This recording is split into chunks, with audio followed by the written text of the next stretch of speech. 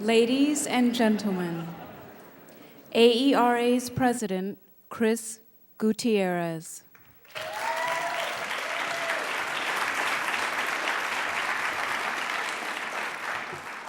On behalf of the American Educational Research Association and as its president, I welcome you to the 7th Annual Brown Lecture in Education Research. AERA inaugurated the Brown Lecture in 2004 on the 50th anniversary of the U.S. Supreme Court's landmark decision, Brown v. Board of Education. In that 1954 decision, the court cited social science research as central to its deliberative process. One of the important legacies of Brown is the continued use of social science research in court decisions related to educational equity and equality. Since the 2004 Brown Lecture, delivered by Professor Edward Gordon, AERA has selected a distinguished scholar noted for producing significant research or lines of research related to equity and equality in education. Of significance, the AERA Brown Lecture also serves as an exemplar of the association's commitment to use education research to advance the public good and to draw attention to the contribution and importance of research issues that are at the heart of the Brown decision: educational equality and equity. Education research is fundamental to the improvement of educational policy and practice. The Brown Lecture now stands as one of the association's signature scholarly events. Tonight's event would not be possible without the generous support of the 7 Friends of the Brown Lecture, and I would like to acknowledge them and their generosity. The American Institutes for Research, the Educational Testing Service, George Washington University Graduate School of Education and Human Development, Learning Research and Development Center at the University of Pittsburgh, the National Board for Professional Teaching Standards, Sage Publications Incorporated, Temple University College of Education, and the Spencer Foundation. Thank you for your continued support.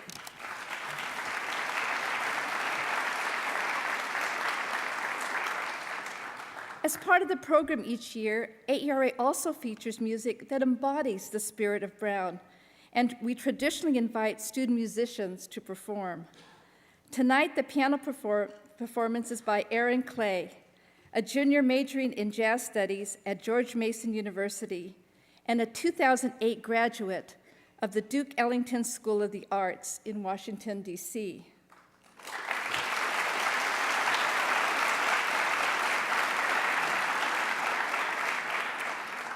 Future plans of this gifted musician, who, by the way, has also played for Vice President Joe Biden, include creating musical scores for films and teaching music. Ladies and gentlemen, Mr. Aaron Clay.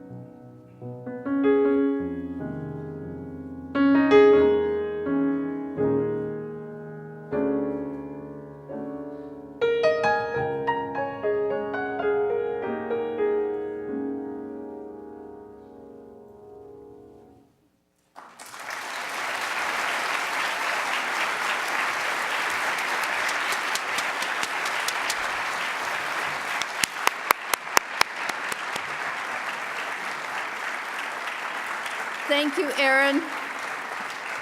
That was wonderful, and it makes me wish that my years of piano lessons might have taken hold even slightly.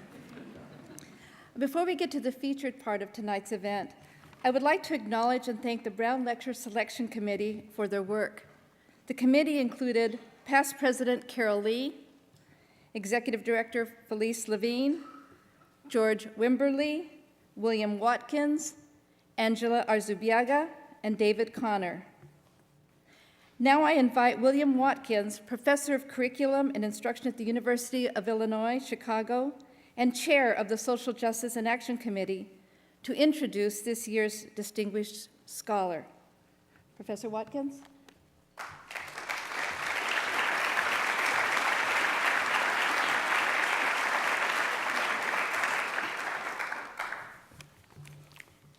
Good evening, ladies and gentlemen.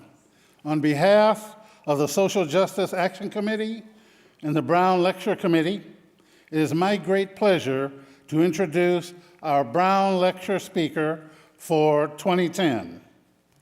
Let me say from the outset that this event and this effort is connected to equity and more specifically to significant, sustained, and excellent research on equity and education. Our project takes on increased significance in a world where the equity conversation often receives more heat than light.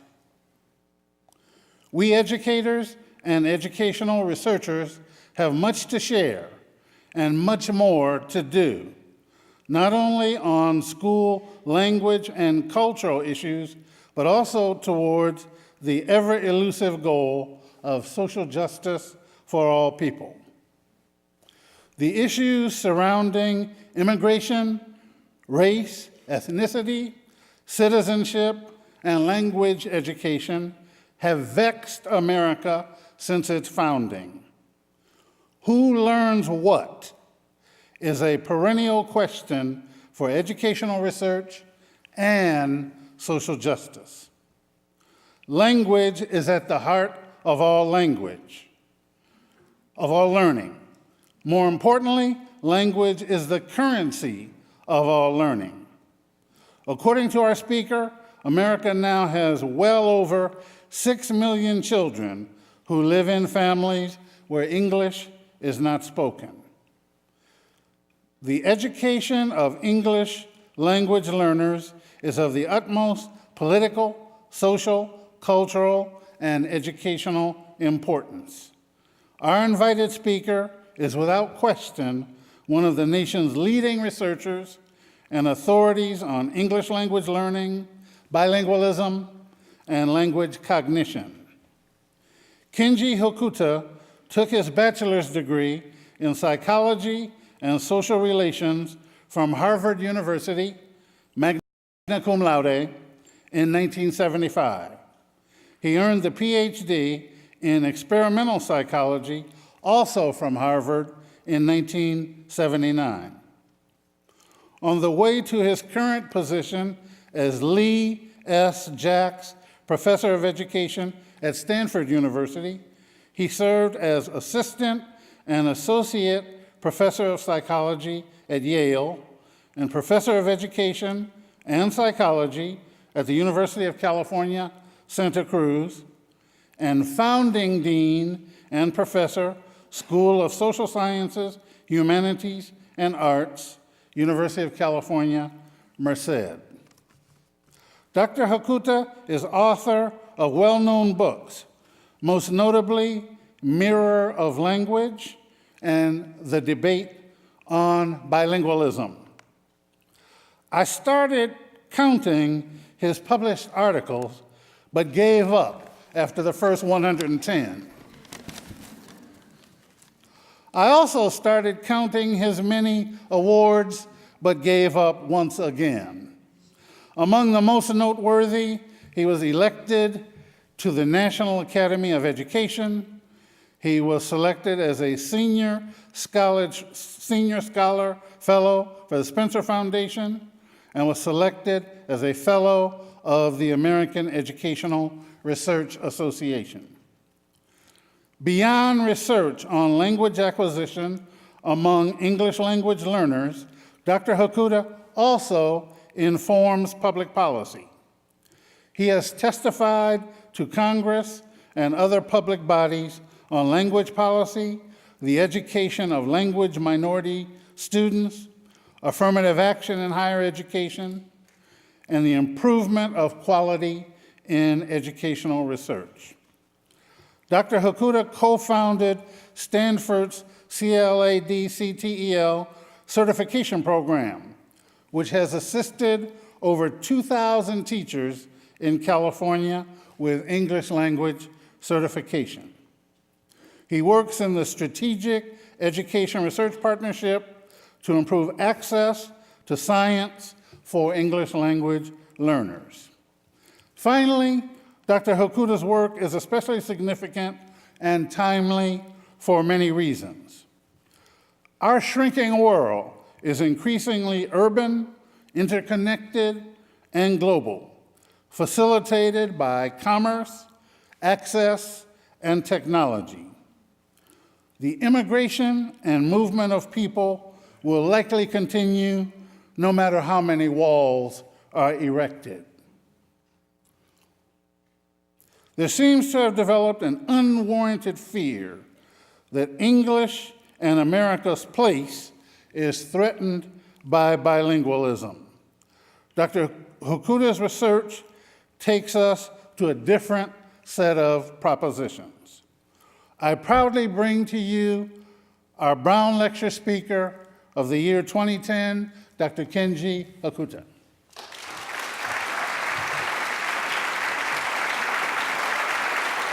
Thanks very much.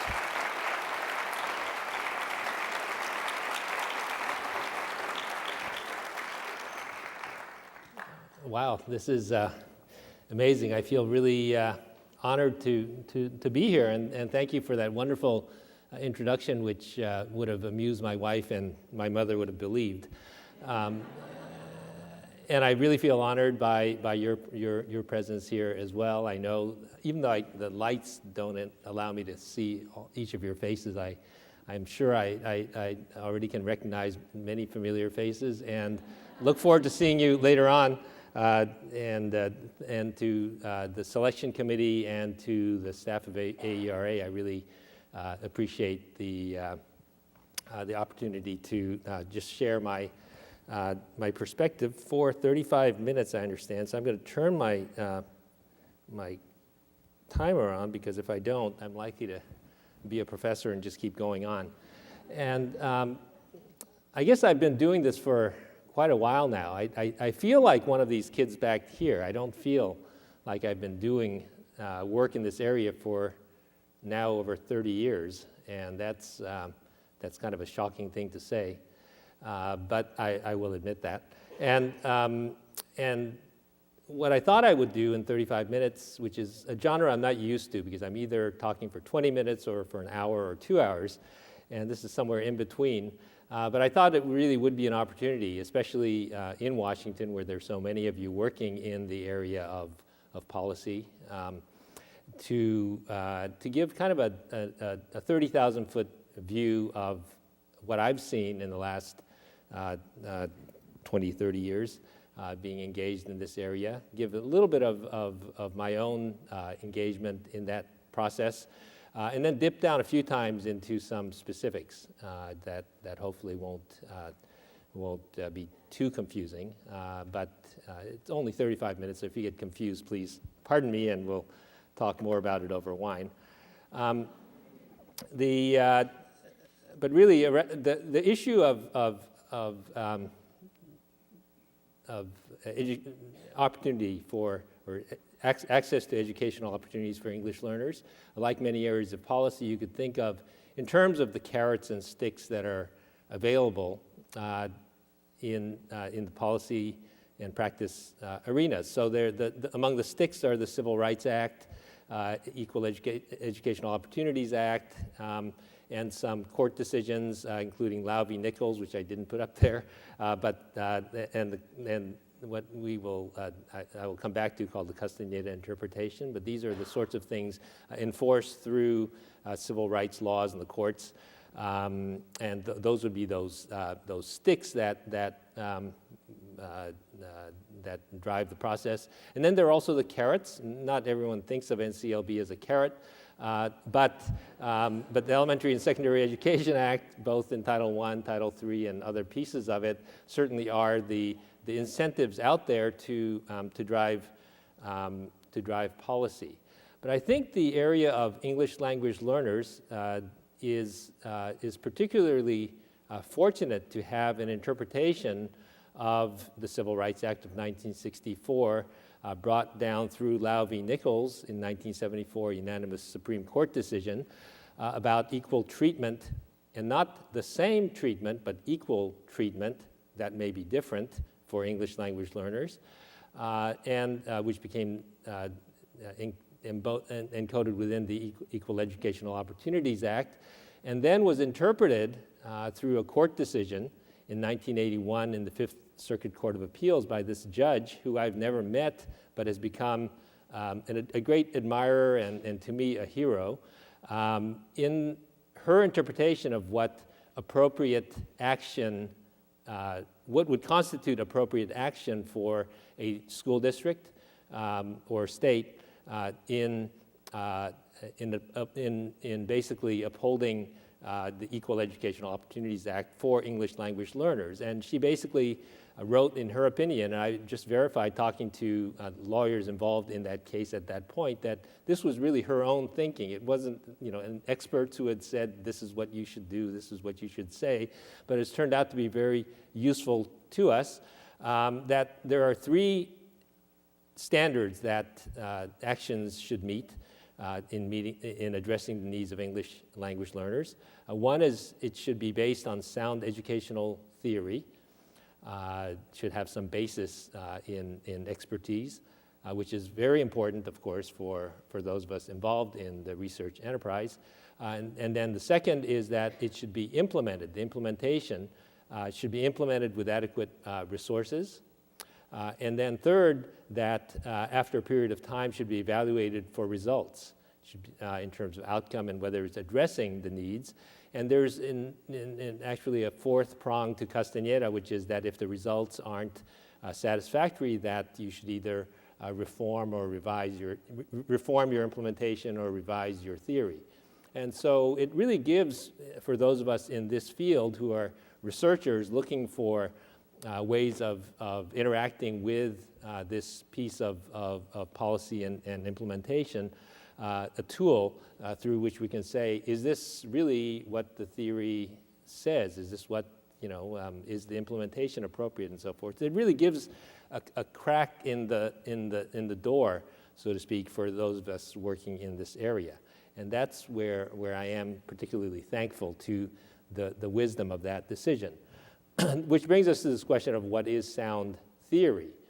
Back in the 70s, when I started getting into this, I'm what's called an experimental psycholinguist, which is a scary sounding term. In fact, my daughter used to scare her friends in school by telling her friends that that's what her dad was, which made it sound like here's a deranged polyglot who sits around. And a lot of what we were working on were areas of sort of language acquisition, bilingualism. I showed this to my students the other day, and they sort of said, "Nice." And here I am with one of my graduate school buddies, Stephen Pinker, who went on to do great things around language and cognition. But we were really working on problems of just basic questions around bilingualism and second language acquisition, and looking at the research that was showing that bilingualism seemed to have positive effects on cognitive flexibility and growth. But the field was, of course, starting to demand theory to help inform questions of appropriate action. And among the early movers in this was a set of publications from the Center for Applied Linguistics, which I don't know if Donna Christian is in the audience. think I see Donna over there. There she is. Just retired as president of the Center for Applied Linguistics after a very successful tenure there. Congratulations, Donna. But they put out a set of publications on kind of the theory behind what at that time the code word was bilingual education. That became the term, even though it was really about education of English language learners. It really was, what social science, what linguistics. And that picture here of this young man here is Joshua Fishman. Some of you know him. He's the father of the field of sociology of language. And he had a very influential piece in there, at least to me, when I read that around the social science, around bilingualism, and some of what social science has been saying about bilingualism, all of which were quite positive, and certainly didn't have the societal view of bilingualism, which had been carried on from the social sciences of the turn of the century, the 20s and 30s. And there has been, of course, a long history of negativity about immigrants, bilingualism, and bilinguals. We are not the only cohort of Americans to have these compensatory and negative views. So here's a quote I pulled out from the 20s about immigrants. These immigrants are beaten men from beaten races. This is really not about Latinos, Hispanics, or other immigrants, but about Eastern and Southern Europeans. Books about bilingualism from a basic child development text. There can be no doubt that the child reared in a bilingual environment is handicapped in his language growth. One can debate the issue as to whether speech facility in two languages is worth the consequent retardation in the language of the realm. And so this is very commonplace in that era. The cognitive psychologists of my era, thanks to people like Jerome Bruner and George Miller, were coming with much more nuanced and often positive views about language and cognition, not as sort of things that competed for cognitive space, but things that built on each other and added to the structure of cognition. So we were coming, having that particular view of bilingualism. That was my research perspective. Well, the research, I thought this was particularly appropriate given the venue. But as I was getting involved in this work, we, of course, had the theories of sort of bilingual education at that time, and a lot of that had to do with the language of instruction. And in part this was, and this is a longer story that I won't get into, had to do with the interpretation around the regulations of Lau v. Nichols, which at least one reading of it had bilingual education as instruction through the native language as the preferred venue. And Secretary Bennett at that time decided to make political hay out of that issue and created basically, and those were his fighting words about bilingual education and trying to limit that in federal legislation within ESEA. And we had what was called the caps wars. There was a cap on the percentage of funds that could be spent on English-only programs versus versus bilingual. And so we ended up with sort of basically a horse race model, bilingual or English-only. Those were the two competing theories. So in terms of the Castañeda's theories, that was one way of thinking about it. Another had to do with limit on the length of the service provided. How long is a reasonable period do you expect kids to learn language? So you had, kind of one kind of theory, which was the horse race types of studies, and this consumed an enormous amount of political energy for sure, as well as research energy as well.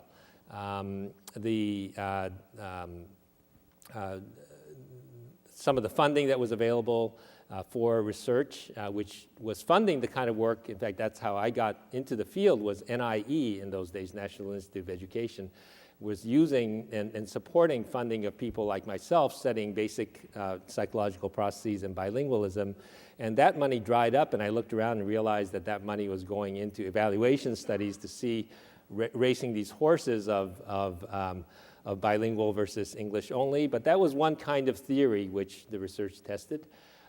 Currently, we know from meta-analyses of studies that have been done that essentially, you can summarize it as bilingual. All things equal, bilingual seems to yield a more positive outcome in English reading and achievement than English-only programs. But this graph here, which is from my data, also show, though, that that's the blue versus the red is the horse race, that in most cases, both groups are still falling behind where they should be, which is that white space. So that's kind of one of the challenges that we face. Another kind of theory, and I remember being brought into Washington, and I don't know if Ricardo Martinez is in the audience here, but you played a role in pulling me into this. I had this study come out, New York Times reported on the positive effects of bilingualism. It was right before William Bennett was making his speech about bilingual education, and I was invited down here to give some workshops or to do some staff briefings. And at one point, I ended up in front of Senator Pell, and he said, Professor, how long do you think it takes for immigrant children, limited English proficient children, to learn English? And I sort of waffled and said, well, it depends on this and that, but probably 4 to 5 years, and depending on this. I disagree. It should be 6 months. So that was his theory, so here was my kind of theory, which was sort of, I think that bilingualism is a good thing. It takes 4 to 5 years. So forth, but I did feel in the face of my theorists in the Secretary of Education's office, as well as the Senate, that I felt kind of like this movie. If you've seen this movie, it's a very short movie. You could YouTube it, and it's quite entertaining. So it turned out that this issue of language of instruction has lasting value. So, we thought for a while that we were kind of done with it. Several NRC committees have kind of tried to get past it, treating the language of instruction as one issue among many, but it keeps coming back. And in this case, it came back again in 1998 in California in the form of Proposition 227, which was called English for the Children, which was an initiative to ban bilingual education except under certain conditions. And entailed in that was also an implicit theory about the time frame for the English language acquisition, which the language of the proposition said, special instruction for English learners not ordinarily to exceed 1 year. So there was sort of a 1-year expectation. So it's as sort of a theory within the policy debates. It's there. Now, my field, my colleagues have been, I think, quite guilty of not providing good normative data on these time frame expectations. When Prop 227 came along, I did some back of the envelope calculations looking at time frame expectations, even in some of the districts with the highest rates of learning of English, what in California we call redesignation or reclassification nationally. That is when students who are classified as English learners have learned enough English and have met certain state-set criteria, often implemented at the district level, but to become English proficient, and what percentage of kids over what time frame, et cetera. And these are much more recent data that I can share with you, for example, from a school district in California, Sanger, which they're happy to be identified, is one of the highest performing school districts in California for English language learners. And this basically shows a reversed survival analysis looking at the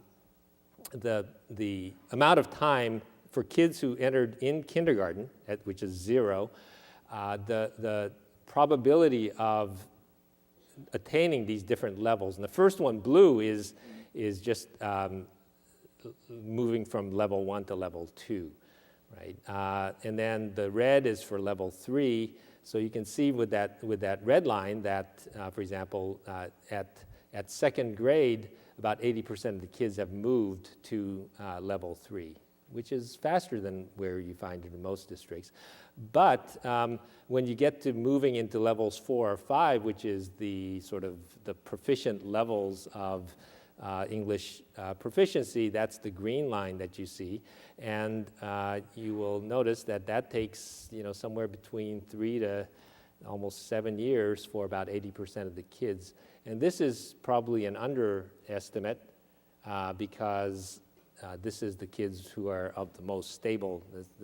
These are the kids for whom we have longitudinal data. So in spite of what Senator Pell might have told me, that 6 months is a very, very ambitious time frame in which you could expect English learning, with all of the acknowledged imperfections of these measures and so forth. And that's what we'll talk about in terms of how to continue to improve on some of these measures. Now, another kind of theory came along in the 80s and into the 90s. So I call this another theory. This was the group that gave us standard-based reform. You see Jennifer O'Day sitting over here, and you'll see Jennifer O'Day over here as well in the left background. You may recognize some of these people in, many of these people are quite active in education. But anyway, in the early 90s, I just put this graph up, or this picture up. Partly to say we don't look like that. But the question was that if standards-based reform signaled a move from, in a sense, the compartmentalization of English language learner issues to what were then Title III issues, at least in the federal language, to a sort of systemic framework in which it then became a big issue as to how, if we have standards and we assess those standards and have accountability and align the system around that, and you want to get the English learners into that framework. And that was basically the puzzle that this motley group of us. I don't know what I'm doing with that duck sweater, by the way. I have no idea where I got that from. I think I borrowed it from somebody. I think this picture was taken at Airlie House. But we, with the support of the Carnegie Corporation in New York, gathered a group of us to think about this and come up with recommendations into what ended up as the Improving America's Schools Act, which currently, people still think of standards accountability as being sort of an NCLB thing, but really the framework for that was set much earlier in that context. This group had these principles about, we really got into this because of the conviction that this was potentially a really good thing for English language learners, but to do it, it has to be appropriate inclusion into that system. Plus the view that bilingualism does have value, and those were sort of the two guiding principles. And I'll just throw this up as sort of back. I don't expect you to read the words, nor do I don't know. I threw it up there, except to say that this really had to do with. What's important here is that this is around Section 1111. It's really Title I. It's not Title VII. It's really something that's happening within Title I, and is about the inclusion and how they would be included, including, to the extent practicable, in the language and form most likely to yield valid results, and providing accommodations, et cetera. So, and so that was the framework in IASA, which then, kind of took on the next generation under No Child Left Behind, and there are three important pieces, and I've just highlighted the big words there. One is, again, continued inclusion. That language is very much the same as what was in IASA. But furthermore, it added the disaggregated language as well, that you had to disaggregate within each state English proficiency status. And furthermore, the other piece it did was it required states to develop standards for English language proficiency development. So not just in the content areas, but also around English language proficiency. That was through Title III. And furthermore, this word, aligned is a big word there, that those domains of language, speaking, listening, reading, and writing, are aligned with achievement in the challenging academic, state academic content. And so this idea that language then is brought into cognition. So here's another, kind of place for theory of how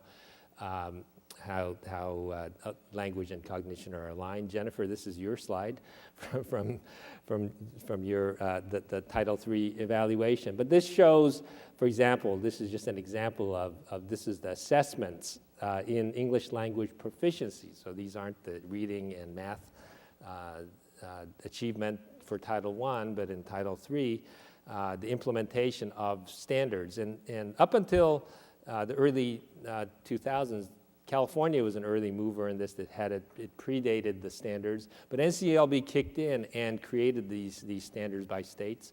It created consortia such as WIDA and ELDA, which would only make sense if you're in this field, but anyway, consortia of states that got together to produce assessments, and this shows that laws do matter actually in terms of what happens.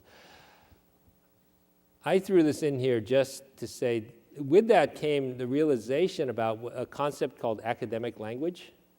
And academic language, if you ask content teachers what academic language is, they'll think of it as sort of the words in the glossary of their content textbook. It's vocabulary, and vocabulary typically limited to their content. And that is part of academic language, but that's not all there is.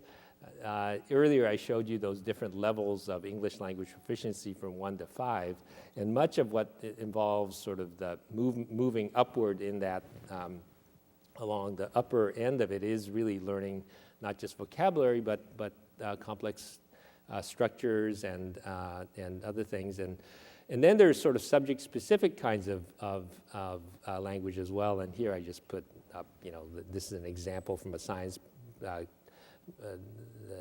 a question in a science textbook. At what temperature did the reaction stop? How can you tell? That at what temperature, or at what blank, which is basically a pointer along a quantitative scale, is a good example of academic language. All right, I'm going to now take you down a little bit deep into a town called Sanger. And Sanger is a town in Central California. I first learned of it when I was at UC Merced, which is also in the same region of California. So it's in the Central Valley. You see Fresno there. Well, Sanger is is a rural town outside Fresno, such that kids from Sanger, when they go to the Bay Area, will tell people, if they're asked where are they from, they'll say, I'm from Fresno, because they know that no one knows where Sanger is from. But Sanger and there's one of the schools there, and the principal, Kathy Padilla of Jefferson Elementary, some photos from that town. Sanger has been remarkable in that in about 2002, 2003, they were in PI status in terms of their schools as well as their district, and over the course of just between 5 to 7 years, they really turned the district around for all students, but in particular they have a large proportion of English language learners, most of whom are 98% are poor and Latino, and so this is a population you certainly don't expect to do well, and yet they've been doing quite remarkable things with in terms of student outcomes, admittedly with the state standards test as well as with English language development, and they may have imperfections, but I did want to just share with you some of the data here. And this is going to be quick because I realize I only have 10 minutes left. That this shows the that there's a kind of a distributional shift in their English language proficiency, that is along the bottom at each of the grades from 1 through 5, such that they're moving the distributions. And what I'm going to show you is just a graph that, so this is for grades 3, 5, and 7. That's the distributional shift across all the grades that I showed you earlier. But this is on the California Standards Test. And the green is for English language arts and blue is for math, by the different levels of English language proficiency. So if, naturally, if kids in 3rd grade are at levels 1 or 2, they're doing quite poorly in both the English language arts and the math. But they're sort of moving up. And these bubble dots, by the way, are for the English-only kids. So they're actually moving into here. So by the time you're at 5th to 7th grade, the kids who have moved into 4 or 5 are doing at, or even in some cases higher than the English-only kids. And that distribution is shifting. So you can see that by the 7th grade, they're sort of moving a lot of the kids into that range. So that it's not sort of a completely dismal situation. There's other challenges one might need to look at. But the data that were produced as a function of part of these policies are enabling us to get a slightly better picture as to how these kids are doing and on the relationship between English language development and academic content. This is just a longitudinal picture that I will not trouble you with this. We call this the buzzing bee graphs. These are individual kids looking at their high school exit exam graduation. But in the interest of time, I'm going to move on. I put these 3 studies up here, 2 of which are specific to English language learners, and the third, which is from Chicago. Many of you are probably familiar with the Breik et al. Study, maybe less so with the other 2. The bottom one from the Council of Great City Schools. The upper one is a California study. But these are organizational studies looking at schools as units and leadership. And I guess I'd sort of throw these out as kind of the other piece that we're starting to learn is that while individual kids and how they're doing is important, and while instruction and how that's going is important, that sort of there's also a school level and district level culture that's important for supporting all of the learning and the teaching that goes on. And these studies generally point to the sorts of, many of them similar to what was found in the Effective Schools work, but also EL specific around the importance of school-wide vision and culture, staff capacity and focus, stable leadership, which is one of the key ingredients in Sanger's case.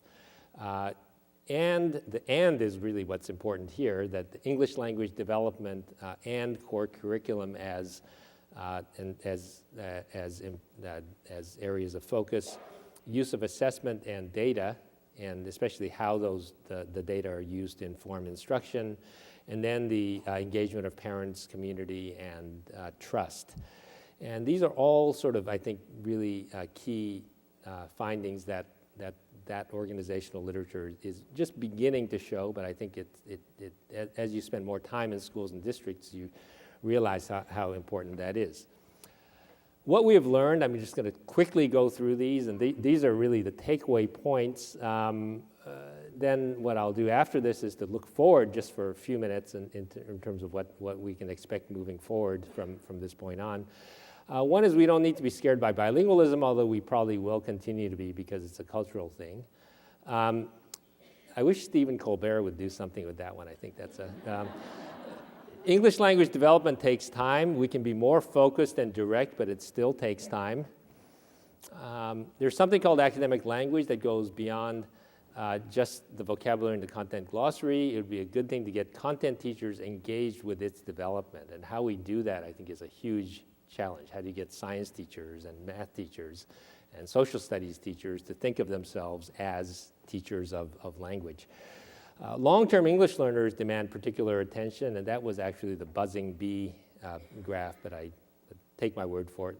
Those learners who don't get to a higher level of English language proficiency by about 4th or 5th grade are very likely to not make it past the gatekeepers like high school exit exams. Strong relationships exist between English proficiency development and content area achievement. That was the point of that complicated graph that I tried to show you, even using imperfect present-day measures. Standards assessment and accountability practices that are inclusive of ELs have gained some ground and traction in school and district practice. We certainly know that that is the case. And school and district organization and leadership to create coherence do seem to matter. Right? So those are kind of, I think, some of the lessons that we've learned. Now, what we can look forward to is a long ESEA reauthorization process. But I think that we could really talk about what sorts of pieces of that really deserve special attention in light of the research that we are gathering. Common Core Standards is, again, another opportunity area. And there may be some positive attention to bilingualism if we can get the courage. So one thing around the reauthorization issues, I will just point to a group, and some of these people are in this collage here. Jennifer O'Day and Patricia Gandara, Chris Gutierrez. I apologize. For some reason in my pile of photos you didn't appear in here, but Chris Gutierrez is involved, Diane August, Robert Linquanti, others. And we're really trying to get involved in informing the reauthorization process. And some of the issues there is we have a number of issues, and if you go to our website there, ellpolicy.org, you'll see some of our recommendations. But what I had hoped to do, but I'm running out of time and I want to have enough time to just make a few other points, is the unstable identification and reclassification procedures really is, we have basically a revolving door problem with English learners around their data in that students who become proficient in English are pulled out of that group, so that it's really hard to show any kind of positive steps that might be made here. And this left and right panel are really showing that there are real differences depending whether you include them or not.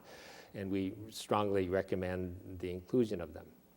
Common Core Standards, the real opportunity there.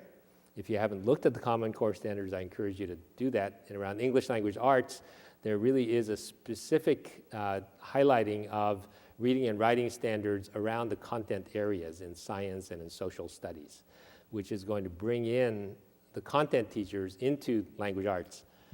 And because of the alignment piece of English language arts and English language proficiency, which, assuming that that piece will stay in ESEA, will also bring into English language development for English learners the whole issue of content and how the content plays with it. So I think we can look to some good action there. Around the positive benefits of bilingualism, I'll point to you, notice this date, October 15th. This last week in Science was an article by Jared Diamond, who actually, it's not his research, but because it's Jared Diamond, you know, it's kind of like you listen to what he says. And he summarized some of the research of my colleagues looking at the benefits of bilingualism, especially around the area of executive functions. This is Ellen Bialystok, and showing that bilingualism seems to bestow positive benefits. He also cites some of Bialystok and Craig's work showing that bilinguals seem to have dementia offset by about 4 years compared to monolinguals. So I don't mean this to be an ad for for a program for learning a language, but there are some very good signs that if you keep looking under the hood, bilingualism is not something to be scared of, and maybe we will continue to move beyond just the small number of two-way bilingual programs that we currently have. Last piece I just wanted to point out is share this picture with you. And this picture is, I think somewhere in the audience here is Steve Shackleton, who is a good friend of mine, who is the Chief Ranger for the National Park Service and was formerly Chief Ranger for Yosemite National Park, which is where this was taken, with these 5 kids from Planada, which is a small community, rural community right outside the park. And this is something that I do in my free time is take some of these kids to these places. And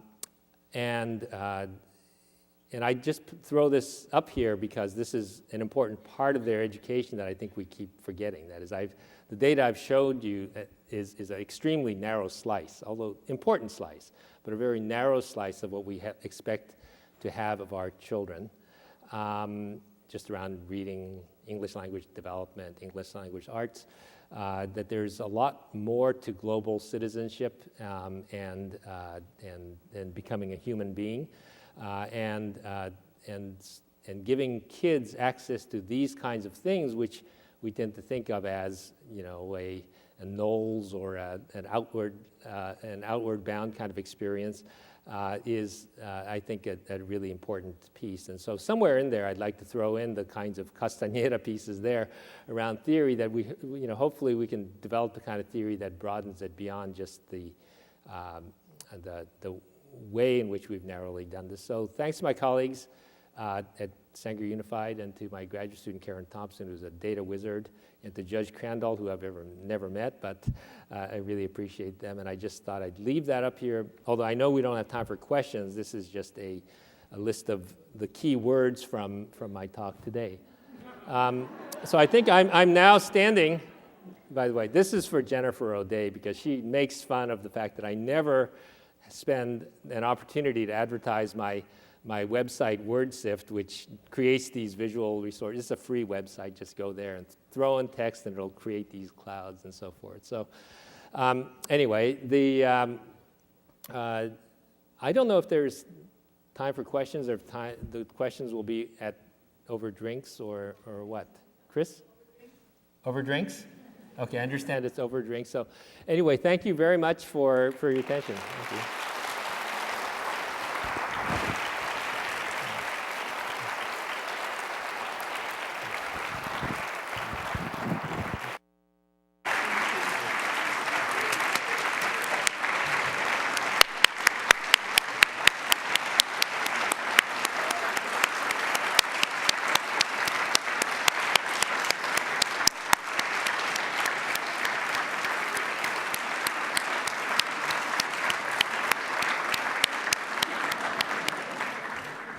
I know that clap is both for your talk tonight, but also for your continued contribution to education, research, policy, and practice. And I want to say, I know firsthand, having had the pleasure of working with him and Jennifer O'Day and Diane August on the ELL working group, just how much your work continues to influence the field and certainly policy and practice. So thank you again, Kenji.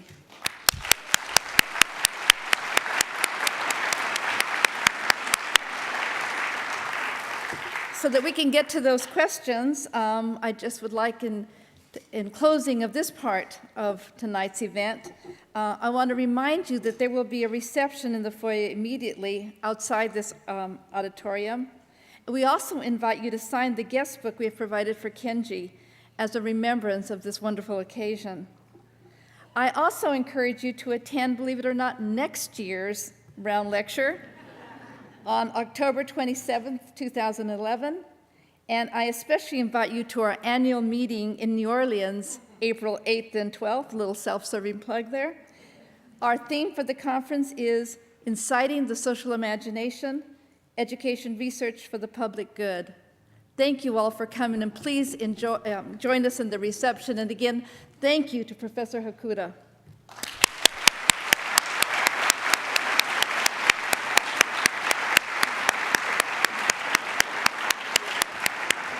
And he really will take questions out there.